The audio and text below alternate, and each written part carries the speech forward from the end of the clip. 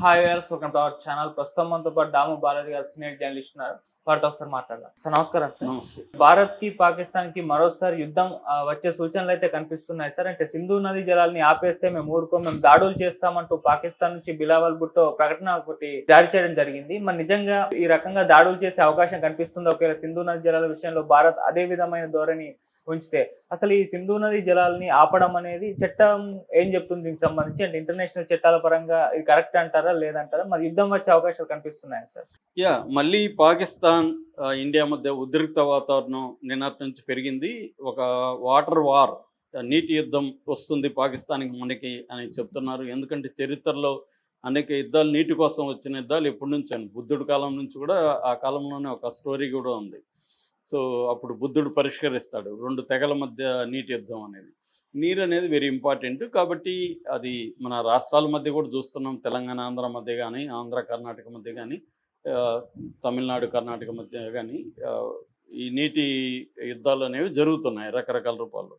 అలాగా ఇప్పుడు మనం ఆపరేషన్ సింధూర్ ముందు, అంటే పహల్గామ్ అటాక్ ఏప్రిల్ 23 జరిగిన తర్వాత మనం తీసుకున్న నిర్ణయాల్లో ప్రధానమైనది ఏంటంటే ఈ ఇండస్ వాటర్ ట్రెటీ, ఐడబ్ల్యూటీ అనే దాన్ని మనం అబేయన్స్లో పెట్టాం.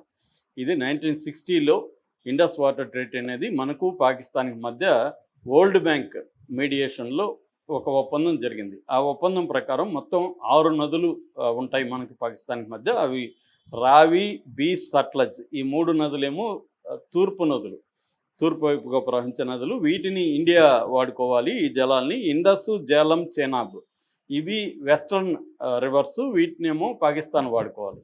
కాకపోతే ఇండియా ఏం చేసిందంటే ఇక్కడ కిషన్ గంగా అండ్ రాత్లే 2 డ్యాముల్ని కట్టింది. ఏది వాళ్ళు వాడుకోవాల్సిన నదుల్లో, ఈ వెస్ట్రన్ నదుల్లో కడితే దీని మీద వాళ్ళు అబ్జెక్షన్ ఇంతకుముందే చేశారు. అయితే మన వాళ్ళు ఏమంటారంటే ఇది run of the river water తప్ప డ్యాములో నిల్వ ఉండే వాటర్ కాదు, మేము రివర్ వచ్చినప్పుడు ఆ వాటర్ని వాడుకోవడానికి మాత్రమే ఈ డ్యాములు కట్టామనేది ఇండియా చెప్తుంది. అది డిస్ప్యూట్లో ఉంటుంది. అంటే లార్జ్ స్కేల్ స్టోరేజ్ మేము చేయట్లేదని. అయితే ఇప్పుడు మళ్ళీ ఎందుకు కొత్తగా చర్చలోకి వచ్చిందంటే ఈ మధ్య ఒక పరిణామం జరిగింది. అది అమిత్ షా ఏం చెప్పాడంటే అసలు మేము ఇంకా ఈ ఒప్పందాన్ని మళ్ళీ తిరగతోడము, ఇంతే పర్మనెంట్గా క్యాన్సిల్ ఇది అనేది ఒక స్టేట్మెంట్ ఇచ్చాడు. కాశ్మీర్ ముఖ్యమంత్రి కూడా అలాగే మాట్లాడాడు, ఒమర్ అబ్దుల్లా. సో దీంతో ఇప్పుడు పాకిస్తాన్లో వేడి మొదలైంది. పాకిస్తాన్లో ఆల్రెడీ వాళ్ళ గవర్నమెంట్లో వివిధ ప్రతినిధులు మీరు వాటర్ వదలకపోతే మేము రక్తం పారిస్తామని కూడా స్టేట్మెంట్ ఇచ్చాడు. ఇప్పుడు లేటెస్ట్గా పాకిస్తాన్లో పాకిస్తాన్ పీపుల్స్ పార్టీ చైర్మన్, మాజీ ఫారిన్ మినిస్టరు బిలావల్ భుట్టో జర్దారీ ఆయన పేరు, ఆయన పాకిస్తాన్ నేషనల్ అసెంబ్లీ బడ్జెట్ సెషన్లో మాట్లాడుతూ ఇండియాకు ఒక తీవ్ర హెచ్చరిక చేశాడు. అదేంటంటే మీరు కానీ అమిత్ షా చెప్పినట్టు మళ్ళీ ట్రీటీని యాజ్ ఇట్ ఈజ్గా అలో చేయకపోతే, వాటర్ మాకు ఆపేస్తే మేము దీన్ని అగ్రెషన్గా భావిస్తాము, యాక్ట్ ఆఫ్ వార్గా భావిస్తాము. యుఎన్ చార్టర్ ప్రకారం, యునైటెడ్ నేషన్స్ చార్టర్ ప్రకారం కూడా ఇది తప్పు. యూనిలేటరల్గా అంటే 2 పార్టీలు ఒక ఒప్పందంలో ఉన్నప్పుడు ఒక పార్టీ నీ ఇష్టం వచ్చిన నిర్ణయాలు తీసుకోవడానికి లేదు. అది ఒప్పందంలో కూడా ఉంది.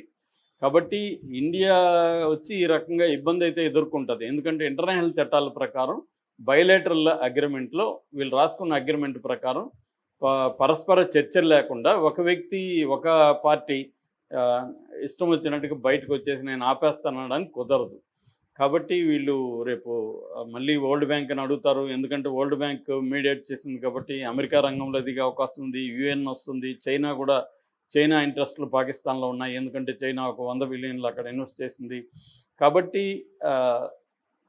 ఈ న్యాయపరంగా మాత్రం ఇది పాకిస్తాన్ వైపు ఉన్నట్టే, మనం ఆపడానికి హక్కు అయితే లేదు. కాకపోతే ఏమంటే ఇవాళ ఎవడు న్యాయం పాటిస్తున్నాడో ఇంటర్నేషనల్గా ఎవడు పాటించట్లే, ట్రంపే పాటించట్లే ఫస్ట్ ఆఫ్ ఆల్, అమెరికానే. కాబట్టి ఇక్కడ న్యాయం అన్యాయం లేదు. ఇండియా ఏం చెప్తుందంటే మీరు మా దేశంలో టెర్రరిజం ఆపే వరకు మేము దీన్ని ఇలాగే ఉంచుతామని చెప్తుంది. అంటే టెర్రరిస్టులు మీ దేశంలో దాక్కున్నారు, వాళ్ళని మాకు అప్పగించాలి, మేము ఆల్రెడీ డాసియర్స్ చాలామంది మీద ఇచ్చాము, వాళ్ళంతా అప్పగించాలి. అట్లాగే టెర్రరిజం ఇండియాలో మేము ప్రోత్సహించమని చెప్పాలి, మొన్న పహల్గామ్ నిందితులను కూడా మాకు అప్పగించాలి. ఇవన్నీ కండిషన్స్ ఉన్నాయి. దానికి పాకిస్తాన్ ఏమంటుంది, అసలు పహల్గామ్కి మాకు సంబంధం లేదు, మా వాళ్ళు ఎవరు చేయలేదు, నిజానికి మేము టెర్రరిజం బాధితులు. మా దాదాపు 2000కు పైన సంఘటనలు జరిగితే 90,000 మంది పాకిస్తాన్ పౌరులు టెర్రరిస్ట్ యాక్టివిటీలో చనిపోయినారు. మాకు ఇక్కడ ఇప్పటికి కూడా టెర్రరిజం యాక్టివిటీలు జరుగుతున్నాయి. దాన్ని మీరే ప్రోత్సహిస్తున్నారని కూడా మా దగ్గర ఆధారాలు ఉన్నాయి. అయినా మేమేమన్నా అంటున్నామా? మీరు మాత్రం టెర్రరిజాన్ని ప్రపంచవ్యాప్తంగా మేము టెర్రరిస్ట్ దేశం అని ప్రచారం చేస్తున్నారు. ఇవన్నీ కూడా వాళ్ళు చెప్పారు. ఇది ఏంటంటే ప్రాబ్లం, మన యాంగిల్ కరెక్టే మన వైపు నుంచి చూసినప్పుడు. ఎందుకంటే ఎంతకాలం భరించాలి వాళ్ళ టెర్రరిజాన్ని? సో టెర్రరిజం ఆపండి, లేకపోతే మేము చర్యలు తీసుకుంటాం అనేది ఖచ్చితంగా మనం బెదిరించాల్సిన అవసరం ఉంది.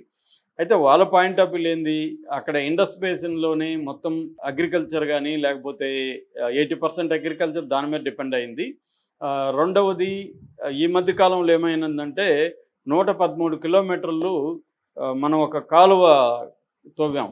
అది ఎక్కడంటే చేనాబ్ రావి బీచ్ సట్లజ్ కెనాల్ లింక్ అంటారు. ఆ లింక్ తవ్వడం వల్ల నీటిని మళ్ళిస్తున్నాం. మనం మామూలుగా మన వాటర్ని అన్ని నదులను ఆపడం కూడా మన వల్ల కష్టం.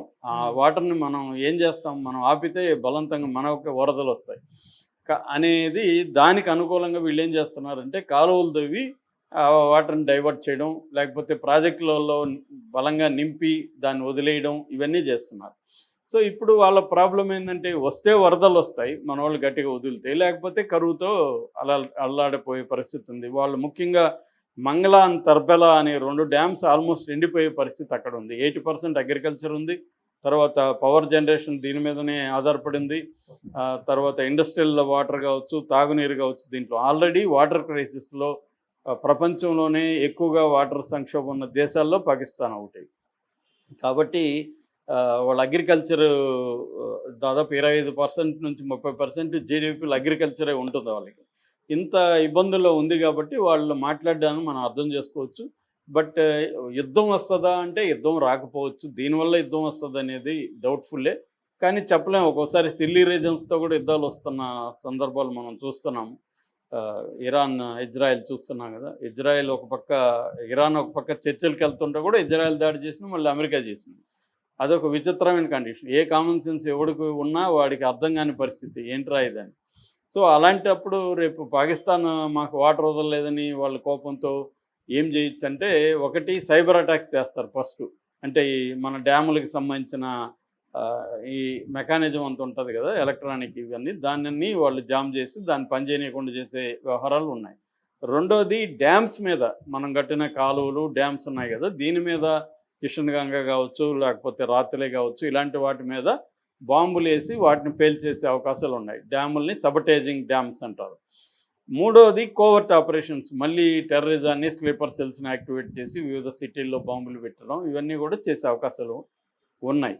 అంతేగాని ఆల్ అవుట్ వార్ వస్తుందంటే చెప్పలేము. ఎందుకంటే అవన్నీ వాళ్ళు చేసినప్పుడు ఇండియా గమ్మున ఉండదు కదా. కాబట్టి మళ్ళీ యుద్ధం అయితే వచ్చే అవకాశం అయితే లేదని కంప్లీట్గా చెప్పలేం. కాకపోతే పాకిస్తాన్ ఇమీడియట్గా అయితే చర్యకు పూనుకోకపోవచ్చు. అది ఇంటర్నేషనల్ కమ్యూనిటీని, యుఎస్ని, యుఎన్ని,